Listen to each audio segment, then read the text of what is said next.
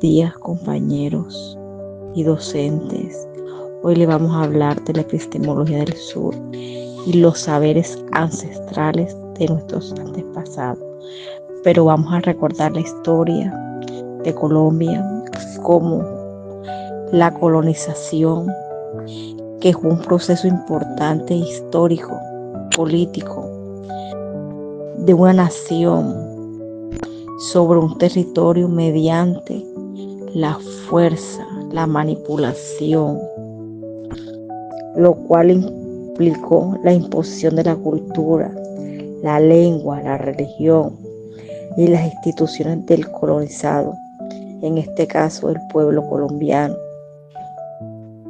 Como podemos ver, la colonización trajo consecuencias como fue la pérdida de la identidad del pueblo colonizado, la explotación de sus recursos naturales y humanos, la desigualdad e injusticia entre el colonizado y el pueblo, traumas y daños psicológicos en el pueblo, incluyendo la pérdida de la identidad, la autoestima y la identidad de una nación.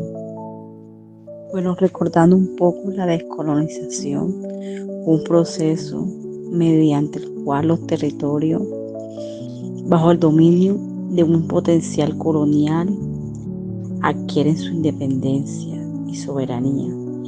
Este proceso se llevó a cabo principalmente en el siglo XX, después de la Segunda Guerra Mundial, cuando muchos países colonizados comenzaron a luchar por su independencia y autodeterminación. Gracias a la descolonización, que es un proceso fundamental que permitió la independencia y soberanía del pueblo y sentó las bases para la configuración geopolítica del mundo.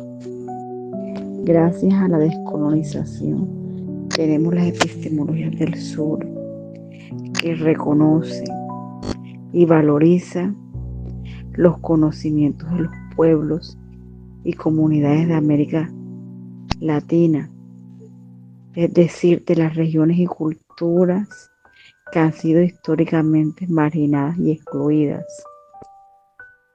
los cuales tienen unas características muy específicas porque valoriza los saberes locales de los pueblos, reconoce a los pueblos el conocimiento de los antepasados.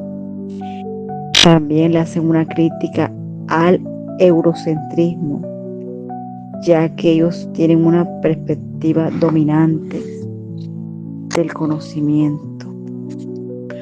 También de la diversidad epistemológica, promueve y reconoce la existencia de múltiples formas de conocer y producir conocimiento.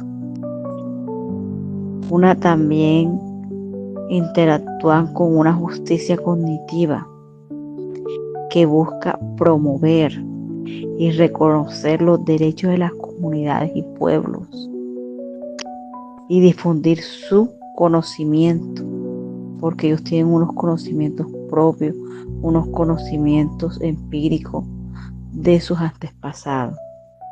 Después de la colonización y descolonización, surgió la necesidad de las epistemologías del sur de valorizar y reconocer los conocimientos de los pueblos, de los territorios, que históricamente han sido marginados y excluidos.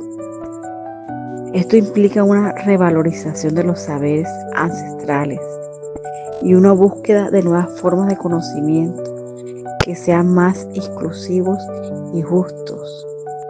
Después de la colonización y descolonización, surgió la necesidad de las epistemologías del sur de valorizar y reconocer los conocimientos de los pueblos, de los territorios, que históricamente han sido marginados y excluidos. Esto implica una revalorización de los saberes ancestrales y una búsqueda de nuevas formas de conocimiento que sean más exclusivos y justos. La epistemología del sur busca descolonizar el conocimiento que sea libre y que sea difundido a las diferentes culturas y regiones, mientras que el eurocentrismo se basa en que la cultura occidental europea es universal y superior a todas las culturas y formas de conocimiento. Esta creencia se fundamenta en varios factores como la historia colonial, el imperialismo y expansión de Europa, y que también se fundamenta que él dice que la cultura occidental prima sobre las demás culturas.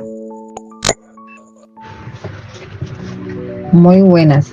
Después de el recorrido que mi compañera les hizo sobre colonización, descolonización, saberes ancestrales, les vengo a seguir con la explicación, pero ya con base en el fenómeno estudiado en los dos trabajos anteriores. En nuestro caso, cogimos la inclusión en las aulas, la inclusión escolar. Primero comenzaría con definirles qué es la inclusión escolar. Ya sabemos que la inclusión es, como la palabra lo dice, incluir a todos los niños, no importa su condición, pero incluirlos en el proceso de aprendizaje. La inclusión escolar implica garantizar que todos los niños y jóvenes, sin importar sus condiciones personales, sociales o culturales, tengan acceso a una educación de calidad en igualdad de condiciones. También les vengo a resaltar sobre los saberes ancestrales que hablaba mi compañera. Los saberes ancestrales son conocimientos prácticos y cosmovisiones que han sido transmitidos de generación en generación dentro de una comunidad indígena, afrodescendiente y campesinos, que incluyen el conocimiento del territorio y la naturaleza, las lenguas originarias, las prácticas de cuidado, salud, agricultura y espiritualidad, los sistemas propios de educación y organización comunitaria.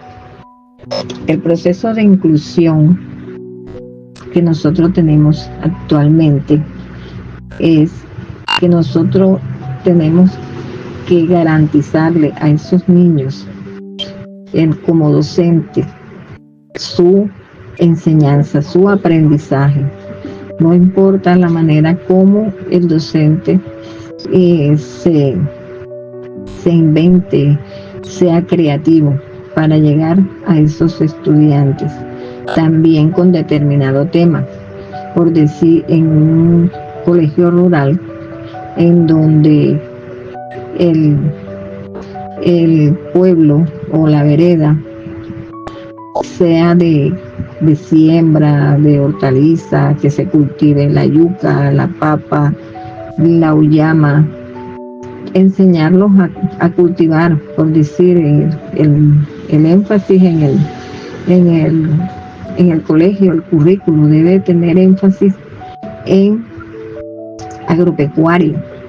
En el caso en el colegio en donde me tocó las prácticas, tiene énfasis en agropecuaria, y los estudiantes en las tardes van y los enseñan a sembrar, los enseñan a muchas cosas, a valorar el río Magdalena, a mirar las ventajas que tiene estar a orillas del río. También se tienen muy en cuenta esas personas antiguas que saben de la historia, que saben de todo eso que pasó en el pueblo, de todas esas cosas que ahora la generación actual no sabe. Sería bueno involucrarlos en el proceso de enseñanza-aprendizaje, darles una clase, invitarlos como personajes principales de nuestra historia, de la historia del pueblo, de la historia de nuestra vereda, de la historia de nuestro municipio. Sería bueno involucrarlo. Eso es incluir. Hoy en día el docente tiene una lucha constante. El docente debe de prepararse, debe de estar actualizado, debe ser creativo y que cada día le van a ingresar estudiantes, ya sea que no tengan la misma religión, estudiantes que de pronto sean campesinos y que de pronto ellos no se vayan a sentir bien. Nosotros tenemos que mirar que esos estudiantes no sean discriminados, darles charlas a los demás, practicarles la empatía, la solidaridad, valores, formarlos en valores y principios, ser solidario, ser, tener ese valor del respeto hacia tus profesores, hacia tus compañeros.